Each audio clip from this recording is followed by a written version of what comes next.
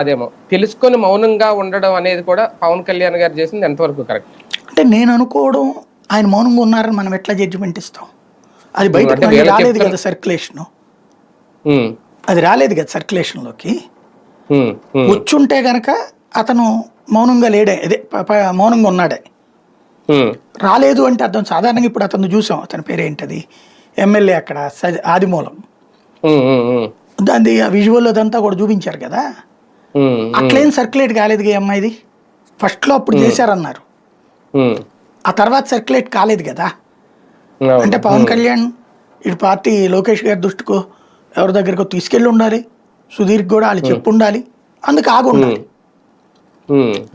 అయితే ఇప్పుడు ఎందుకు వచ్చిందంటే శ్రీకాళహస్తి ఈ అమ్మాయి పట్టుబడుతుంది ఏదో ఒకటి అక్కడ, నాకు కూడా ఒక అదేది బొగ్గకారు పదవి కావాలంటుంది అనమాట. పవన్ కళ్యాణ్ గారు కూడా ఆ దిశగా రెడీ అవుతున్నారు. శ్రీకాళహస్తిది ఇప్పటిదాకా బోర్డు అవ్వలేదు కదా, తిరుపతి ఎప్పుడు అయిపోయింది, శ్రీకాళహస్తి బోర్డు ఇప్పటిదాకా అవ్వలేదు కదా. అది ఈ అమ్మాయికి ఖాయం అన్నటువంటిది వినబడింది అక్కడ. ఈ అమ్మాయికి ఖాయం అన్నది అమ్మాయి కూడా చెప్పుకుంది. కరెక్ట్గా ఈ టైంలో మళ్ళీ సర్క్యులేషన్లోకి వచ్చినాయట వీడియోస్ కొన్ని.